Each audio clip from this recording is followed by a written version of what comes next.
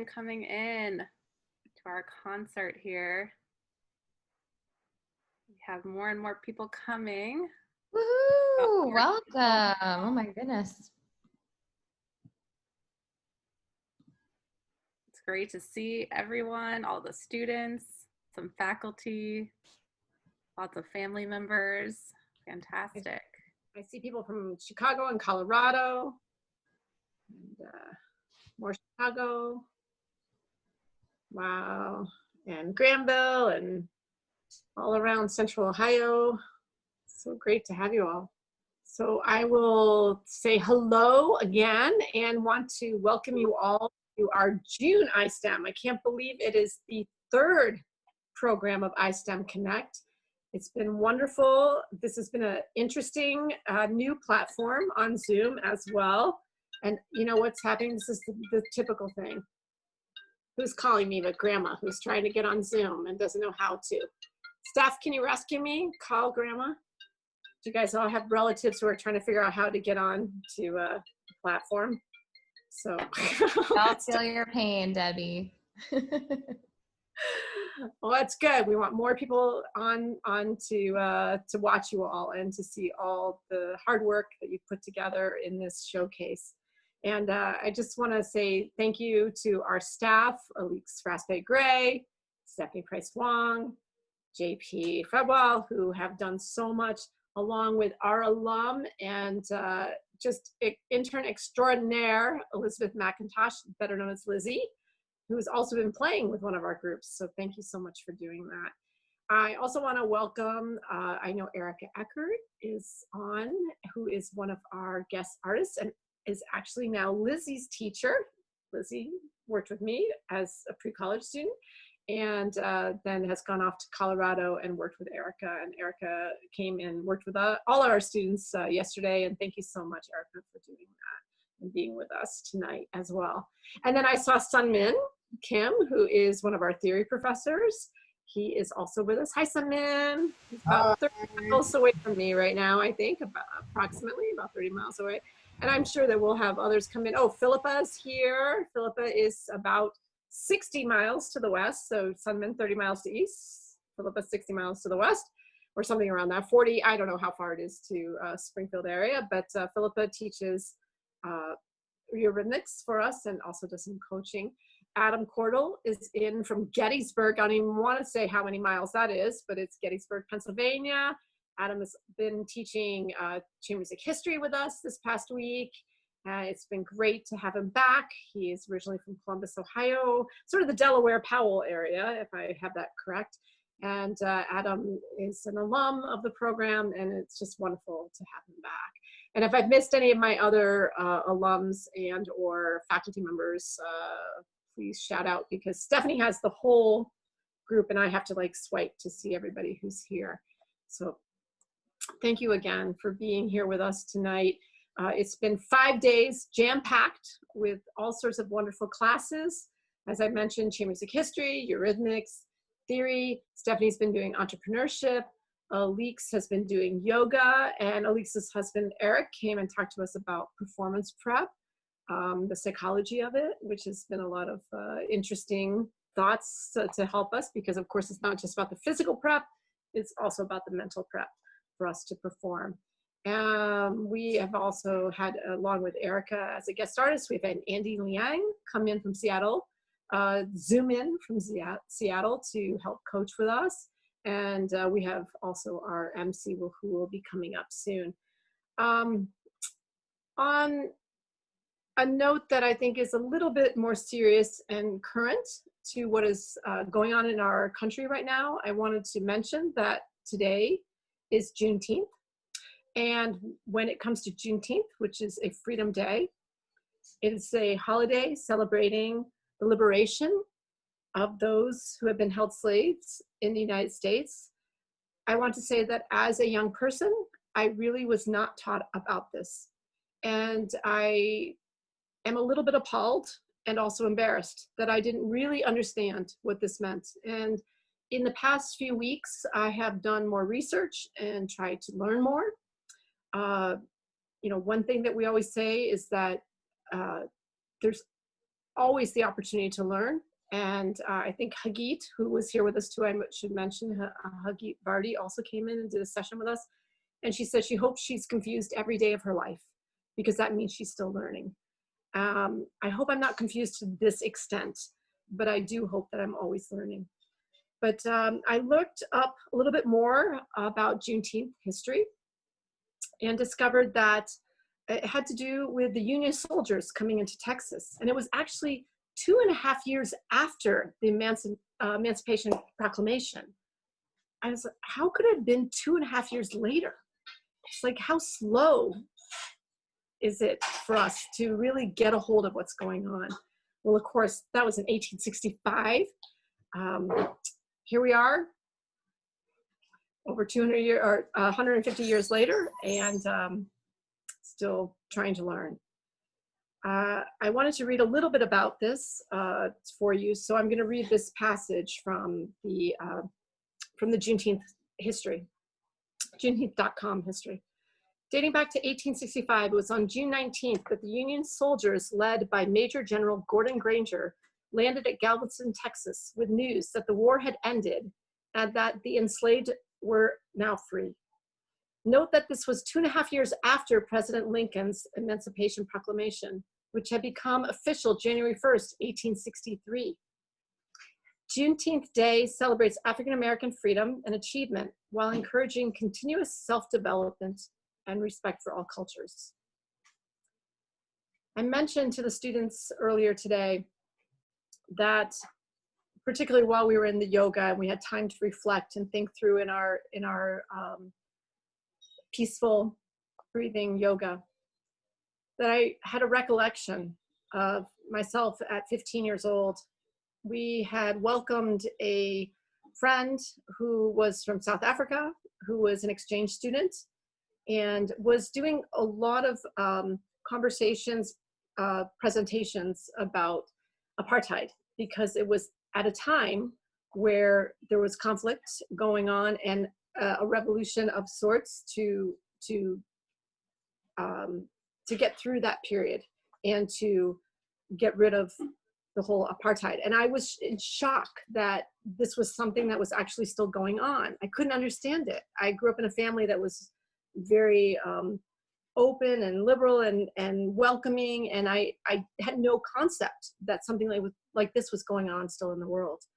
And I asked my mom, I remember vividly asking her, how is this possible? I thought, we already went through all this with the Civil War, and then in the 60s, that there was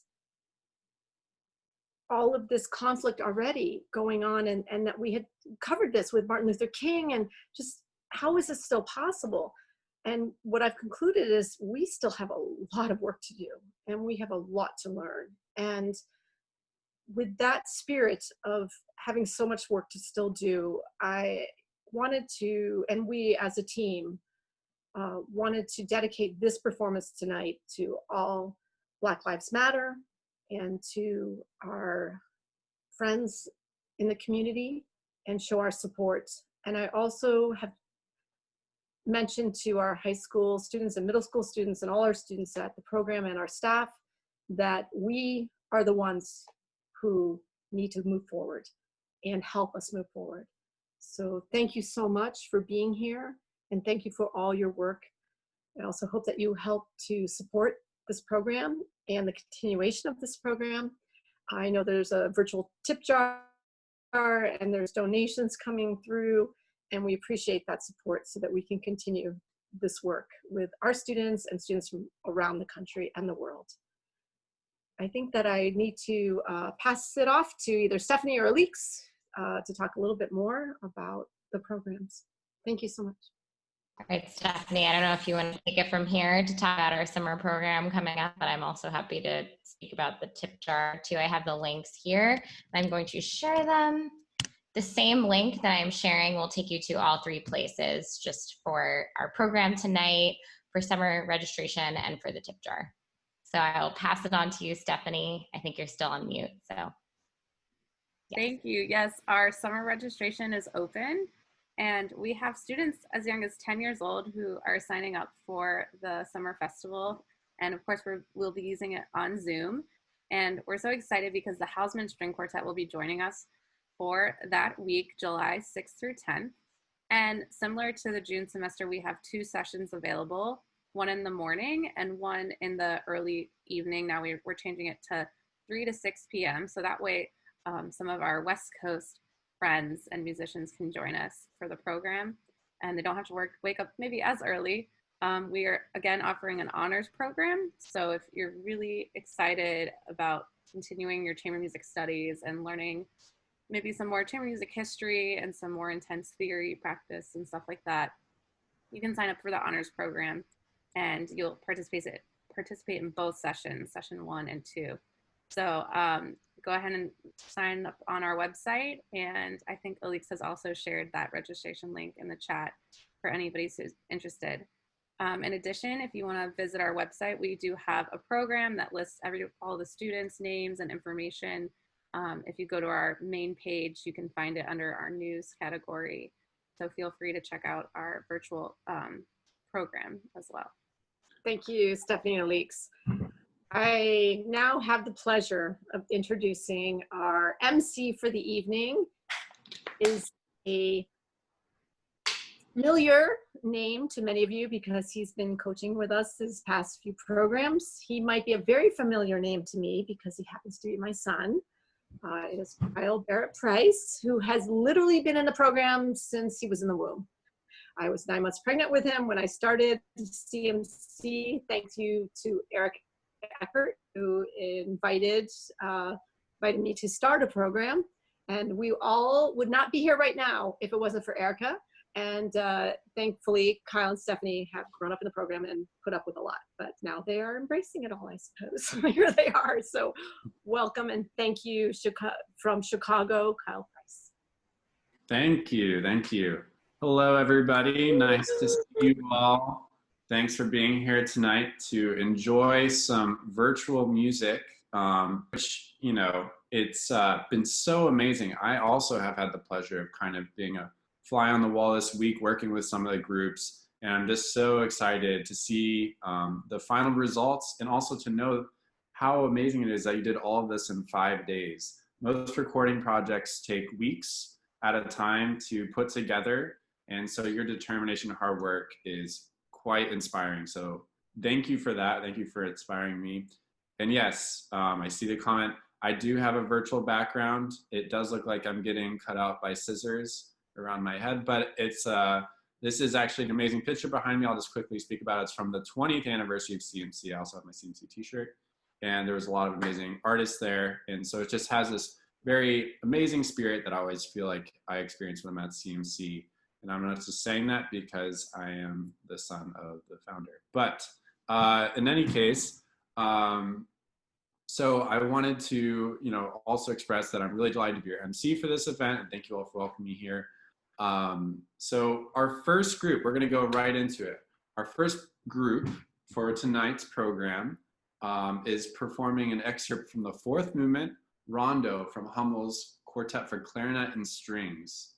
This piece features the Swan Quartet. The students include Fabius Peña, Amaya, Bonnie Burgess-Gay, Elizabeth McIntosh, and Alex Palmer. So would you all be willing to tell us a little bit about the piece? Sure. Good evening. I'm Alex Palmer. We are the Swan Quartet, and today we are going to be playing some of Hummel's Quartet for Clarinet, well, Hummel's Clarinet Quartet in E flat, and we hope you enjoy, and I'm going to hand it off. Hi, my name is Fabius. I play the clarinet for the quartet. The piece is really interesting, actually. It's quite fun, and it really gives a Mozart-esque vibe, even though it's written by Hummel, you know, who writes the best trumpet concertos, by the way. You haven't listened to them, by the way. And it has a really interesting dynamic between the strings and the clarinet. I know for me personally, I've played in orchestras before, but I've never actually done a quartet. So it was a really interesting experience. I'm very grateful for the people that I played with. I had an amazing time, so thank you, everyone. It was really, I loved it. It's fun. I want to do it again. So with all online programs, it also comes with technical difficulties. So one of the difficulties we had were lining up our collaborations and sending the links to other members. It really did throw a bobble in the works for us. Yeah, I just want to echo everything everybody else said, and just that I've done some other kind of virtual collaborations, but always with like a click track or something in the background. But trying to build it from the base up, or like starting with one player and then adding the other players, and trying to still have the like element of chamber music with cueing and moving together was really quite difficult, but also an awesome experience.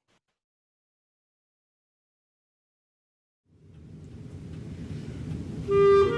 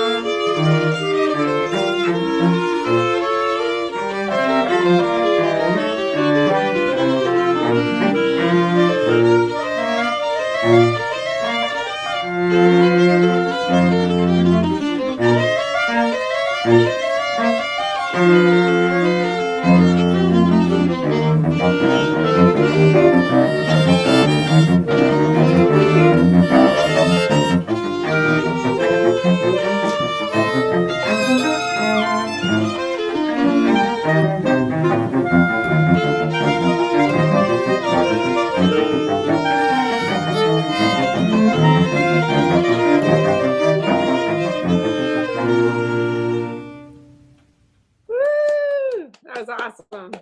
Woo!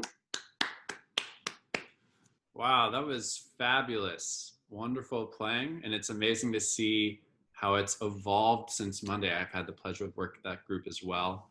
And so it's just so great to hear that piece. And I really love those long melodies and the clarinet and that activity that you can hear underneath. I actually think I know how they came up with the name of their group. I did mention that it kind of reminded me of a swan, where it's very calm on top, but underneath there's a lot of activity with the pedaling. So I think that's a really great analogy, and that was a really wonderful performance. Thank you all. So next, we're going to move on and go to the second piece of our evening performance. And so I would like to now turn the floor to the March of the Fifths Quartet, featuring Kenny Bechtel, Owen Looker, Victoria Phillips, and Max Gavin, who will be performing an excerpt from the first movement, Allegro, from Haydn's Opus 76 No. 2 Quartet, The Fifths. Would you all please introduce this piece for us? Hi, I'm Kenny Bechtel, and as Kyle mentioned, we are playing the first movement from the Haydn String Quartet Opus 76 No. 2 Fifths, which is in D minor, and Haydn was kind of the father of classical music. He wrote over 70 or 60 or 70 string quartets and over 100 symphonies, and he's the one who started the entire string quartet repertoire, basically, or at least made it very popular. And we wouldn't really have any string quartet or really great chamber music without him. Yeah, so this piece is something that we've worked on through the week, and so we were able to get it to completion, so we're actually playing the entire movement. And it was a really big challenge, but I think we all agree that it turned out really well. And again, as stated at CMC, we all love Haydn. We all have played a Haydn at some point during our CMC career. Okay, one fun fact about Haydn was that he was an Australian composer. And so, yeah, we hope you enjoy.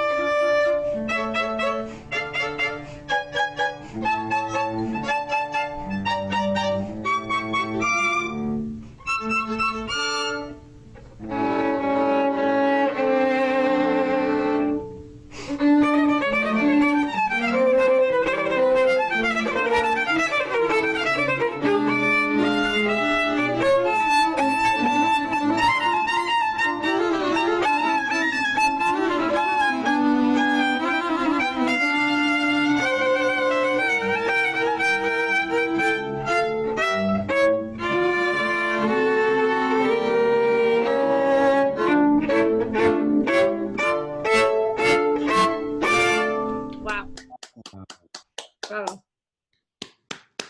Wow, that was amazing. It just wouldn't be a chamber music concert without some Haydn, and you guys really represented him well. And that's definitely one of my favorite Haydns. And I know it's a CMC favorite as well. So thank you for representing appropriately. That was really wonderful.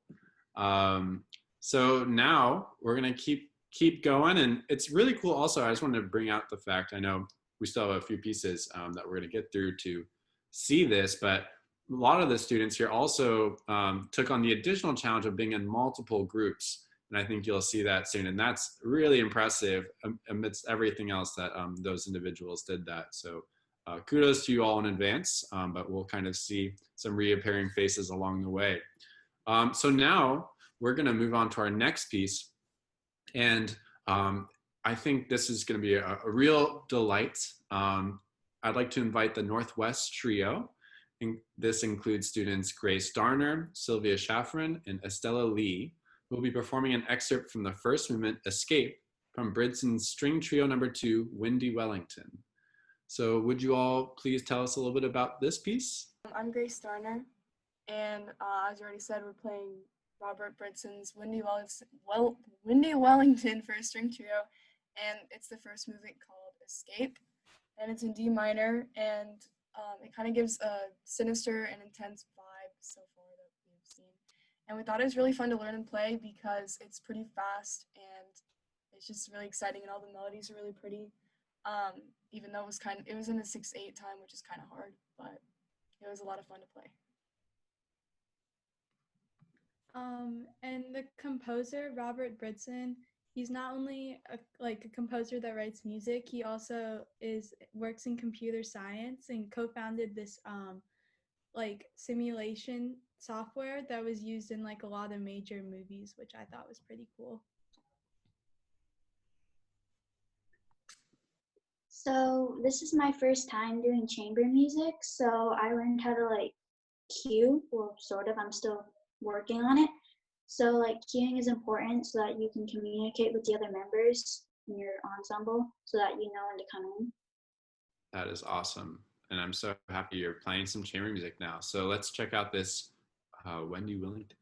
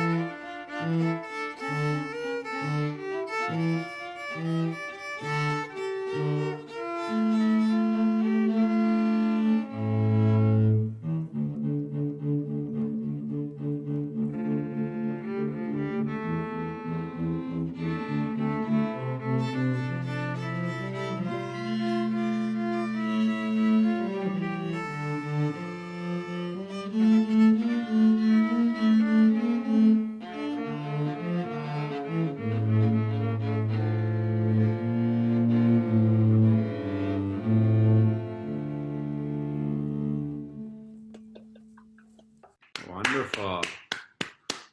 That was wonderful. I could really hear those dark colors. Like the introduction you gave was so great. It really gave me a good picture of what to imagine. That was the first time I've heard that piece, so that was a really cool piece. So thanks for performing that and sharing that with us. Hey, Kyle, I wanted to just add, I don't know if people realize unless they're looking at the program booklet, which I'm not sure how that, is that available just through the website, Stephanie, or yeah. But that actually was a trio written for 2 violas and cello. And it's fairly unusual. And it's written for that instrumentation. And I thought it might be interesting too, as Sylvia mentioned that the composer, he's a mathematician and he's written, and he's created programs, software, for movies, including Avatar, which I thought was interesting. So just wanted to share that. Use more people like him nowadays with our virtual concerns. But in any case, that was really cool. I'm definitely gonna listen to more of that kind of music. So we're gonna move on to our next piece, and we're really flying through. But this is gonna be great. So next, I'd like to present and have the group, present an excerpt of the second movement Minuetto Trio from Eichner's Quartet Number 1. This excerpt will be performed by the Almas Quartet. The members are Alexander D'Agostino, Alicia Palmer, Seth Grayson, and Maddie Hainan. So would you all please introduce this piece to us? Of course. Good evening, everyone. I'm Alicia Palmer, and what you will be hearing momentarily is the Almas Quartet. And so how we came up with the name for our quartet group is we took the first 2 letters of my name and Alex's name, and we combined those with the first initials of Maddie and Seth's names. And so we are playing the Eichner Quartet Number 1, Movement 2, Minuetto Trio, and that is by Ernst Eichner, and he was a German composer born in a small town called Arlsen in 1740. He was trained as a bassoonist by his father, and Eichner became a very accomplished musician and composer, and he wrote a lot of pieces for a variety of instruments. And so I will hand it off to Alex. Hi, I'm Alex. I'm just going to talk a little bit more about Eichner's career. Eichner was often called the virtuoso bassoonist, and he served the court of Waldeck, which was a state in the Holy Roman Empire. Later, in 1762, he became a violinist for the Duke. After composing 31 symphonies and 20 concertos, along with a large amount of chamber music pieces, Eichner died in Potsdam, Germany, during the year 1777. So during this piece, there were a lot of parts that we worked a lot on, such as the 16th notes that Alex and Alicia play. We worked really hard to keep everybody together, and it worked out pretty well in the end. We tried hard to convey, like, it's very in your face, major, very big, kind of excited.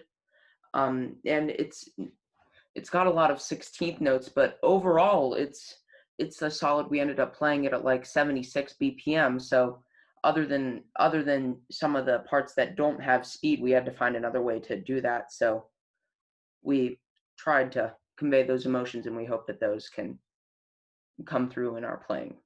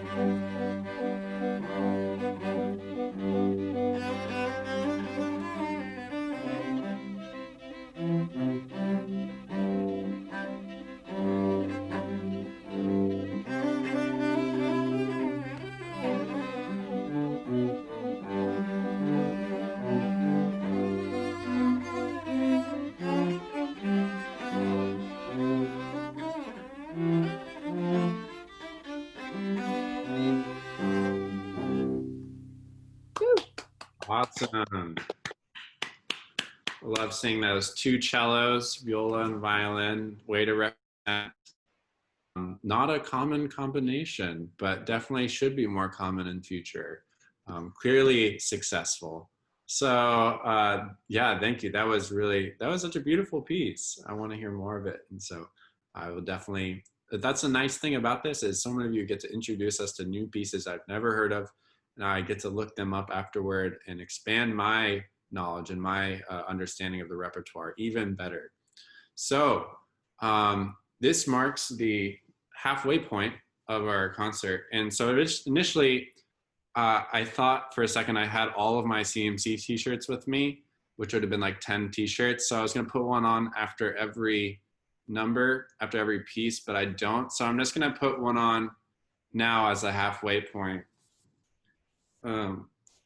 Because I was gonna surprise you all. And this one now seems a little self-centered, but it didn't used to be. It says we love Cavani, which I am a member of now. So, but it's more so directed towards Erica and Annie and Mary and Mari and Kirsten.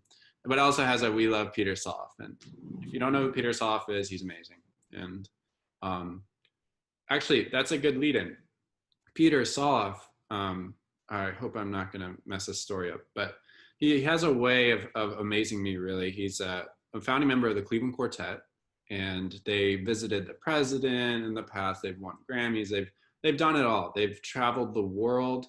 And Peter is amazing because he always surprises me at times. I remember when I was younger, I heard a piece by a composer named Golioff that was really taken back by. And I told Peter, oh my gosh, I heard this incredible piece. And I was probably 15.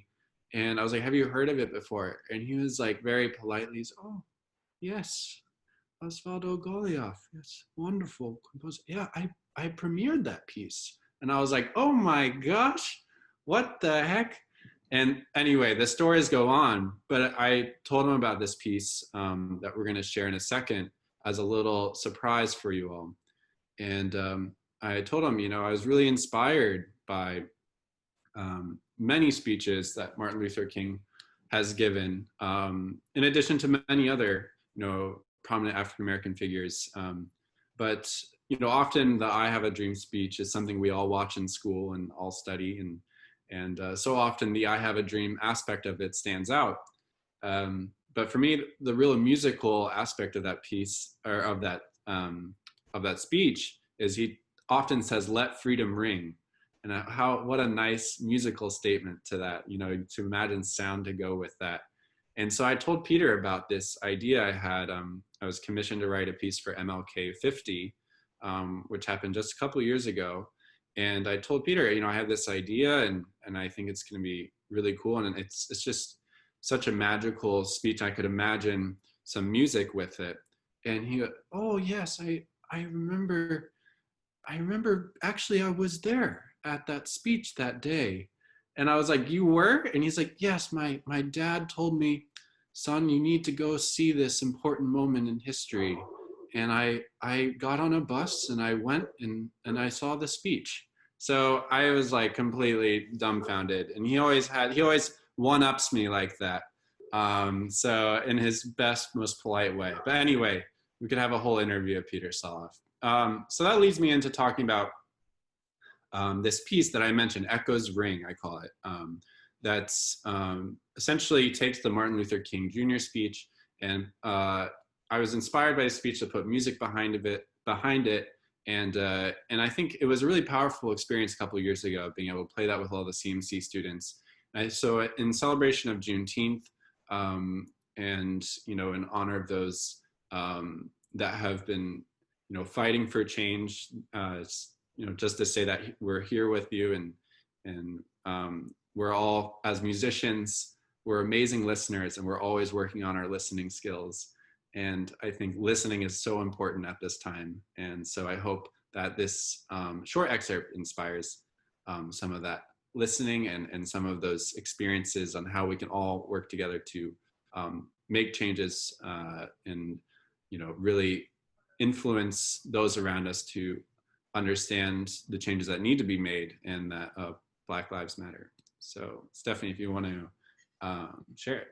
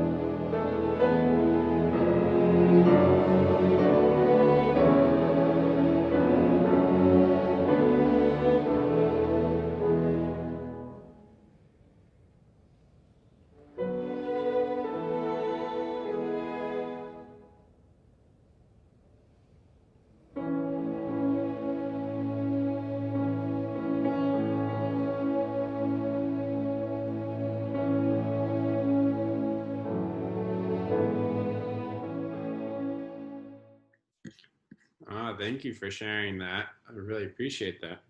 And I wanted to also quickly highlight before we move on to hear some amazing students, some of the composers that I think are very influential in classical music that are beyond the normal European male scope of things that we often experience, and all those individuals are so inspiring as well. But some people I thought you should know about really quickly, just for a quick history lesson.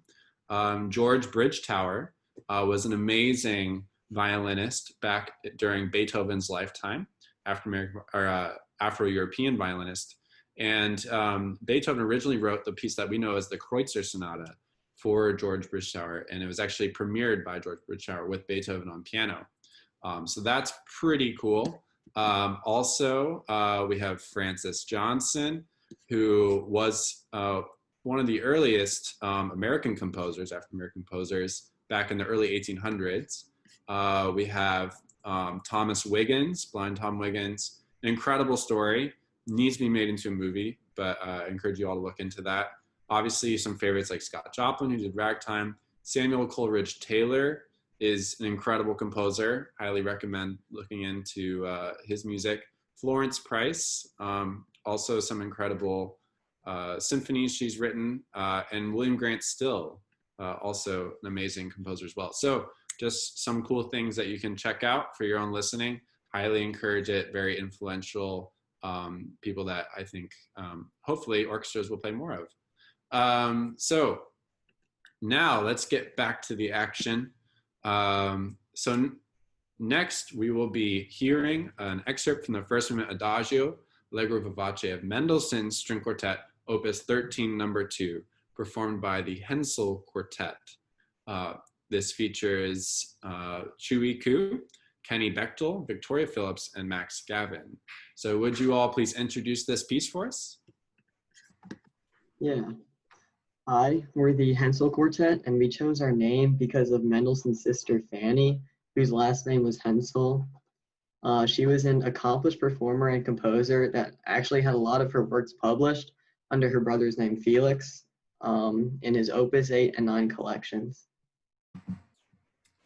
This piece was composed in 1827, and Mendelssohn was actually still a teenager when he composed it. The first movement takes inspiration from Mendelssohn's later Opus 9, number 1, written for singer and piano.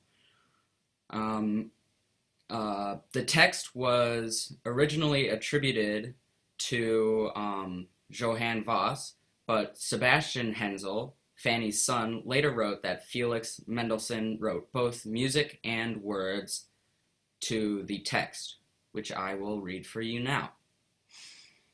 Is it true, that over there in the leafy walkway you always wait for me by the vine-draped wall, and that with the moonlight and the little stars you consult about me also?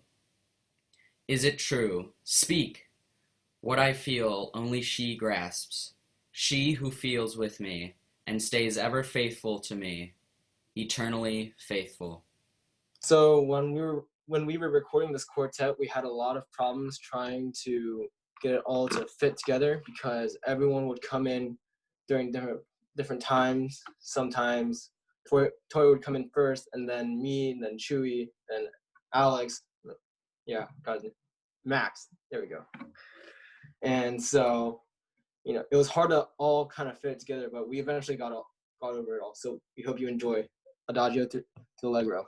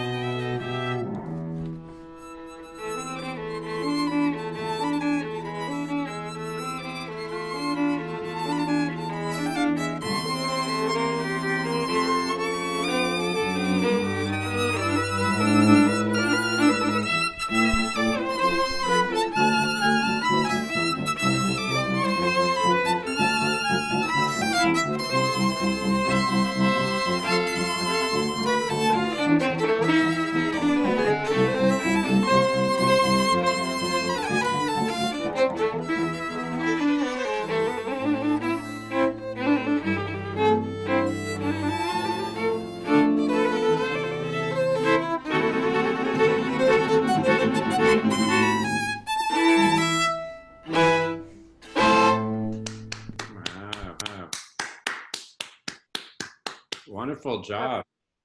That was great. What an amazing piece. And actually the poetry really helped, the words helped really beforehand a lot. So thanks, Max, for reading that. And if, you know, it wasn't hard enough already to play Mendelssohn, you added a cut with that all too. Amazing. Well, people don't know that, but it was a seamless transition. And I'm really impressed by that all. So congrats on your work. That's really impressive. And I see the famous Andy is commenting in. So much improvement in just 2 days. So proud. So Andy knows what he's talking about. Yes, famous Andy. Yes. You see me, Andy. Okay. So this is a really awesome piece by Dr. Yanni, and it's a string trio. So we can have the trio quickly introduce this piece. So excited to hear it. Yeah, so we're playing Damiani's Serenade, Opus 10, number 1, titled Marcia. And it was titled Marcia, which means march. And throughout the entire piece, instruments have rhythms that make it sound like a march. So we hope you enjoy. This piece was a very difficult challenge for us because it's something where playing it just together in person is really hard because it's very rhythmically odd because it has the weird components of a string trio. And so we had a lot of issues where we were working with it through a cappella, but we think that we were able to get it down and it's sounding really nice and together. And it is an interesting and fun piece that I've really enjoyed playing and learning. All right. Anyway, throughout the piece, we had some trouble with entrances as all of us were trying to layer on different. Oh no! Oh, there we go. Anyway, I hope you enjoy Serenade by Dakiani.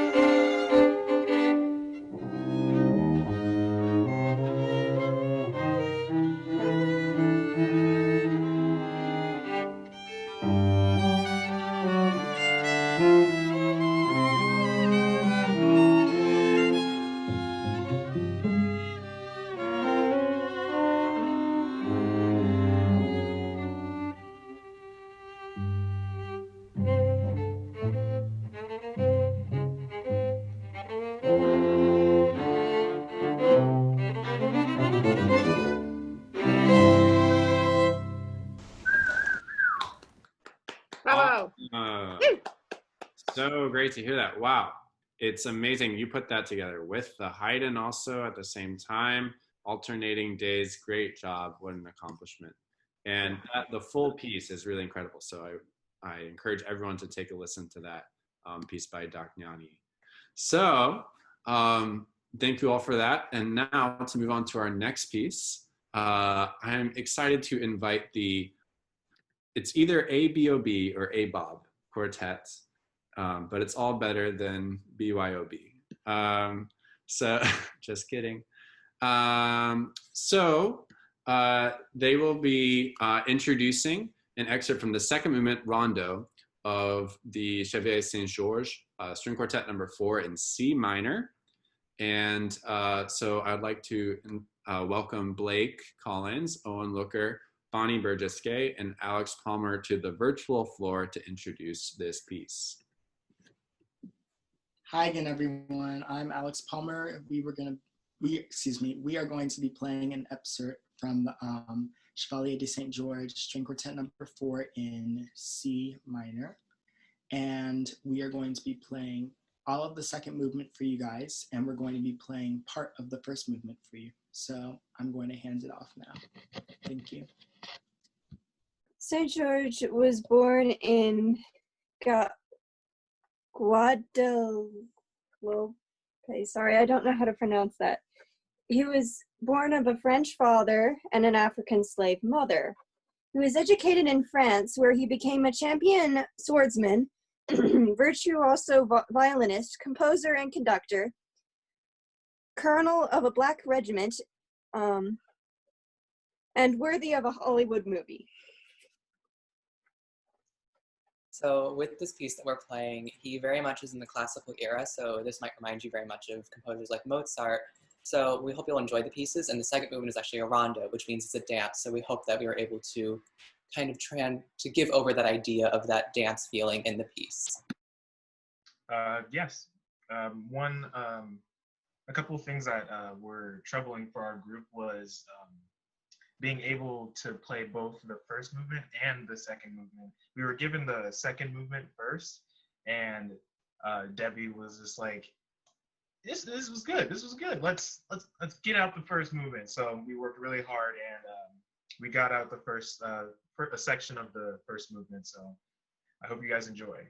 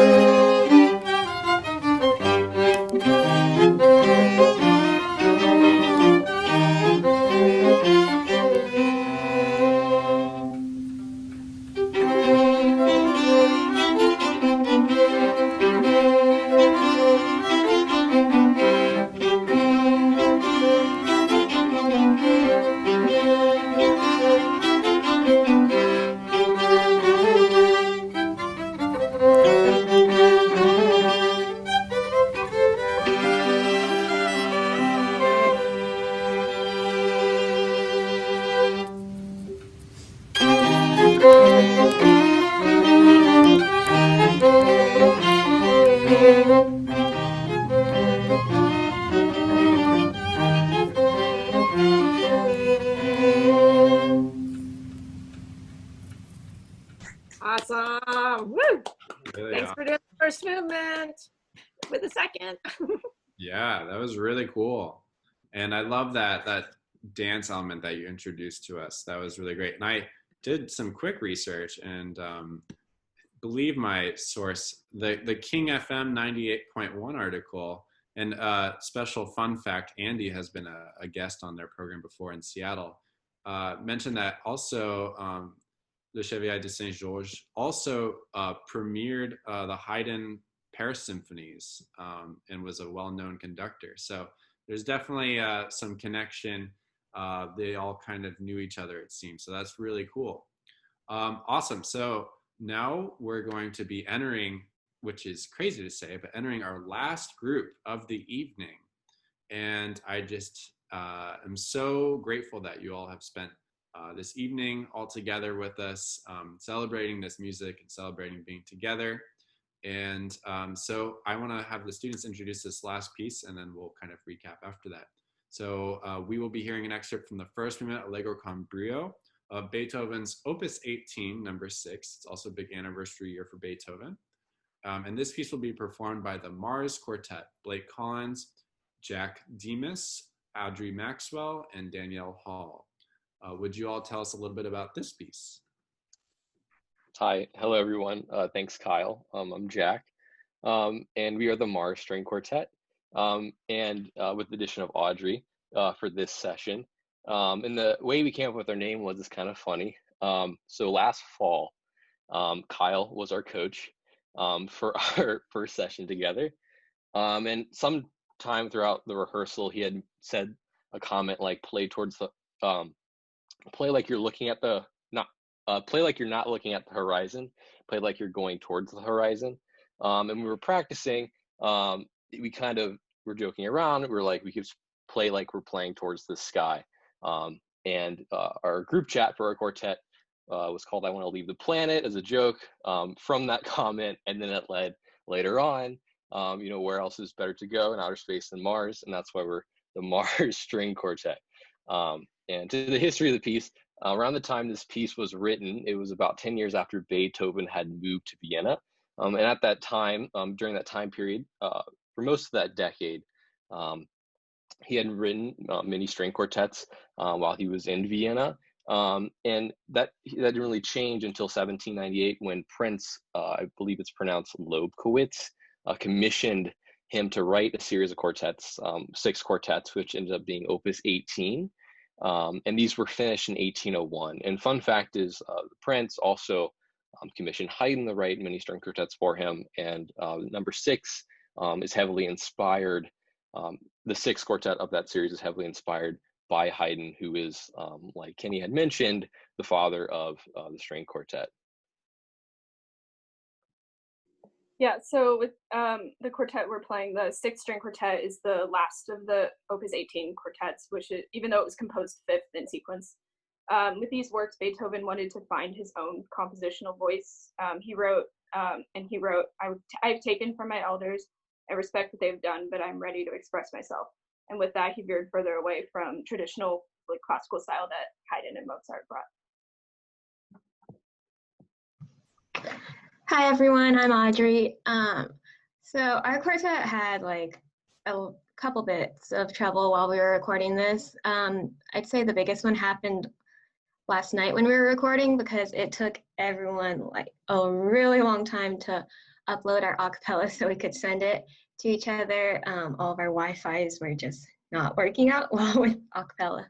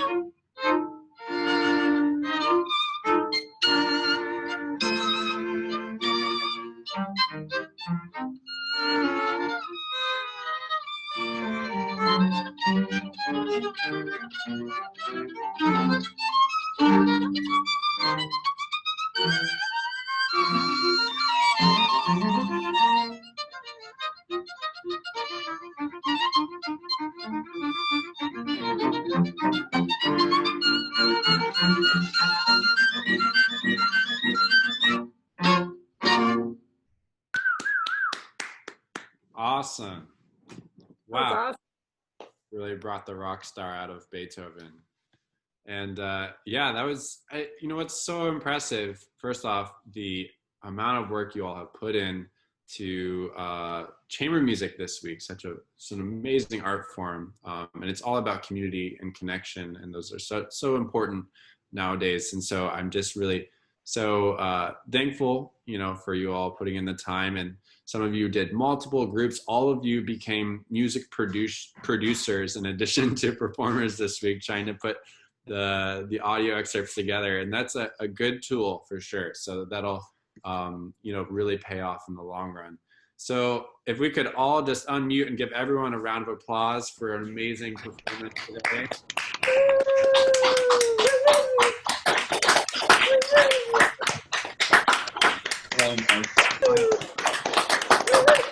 Work. Thank you, Stephanie, Debbie,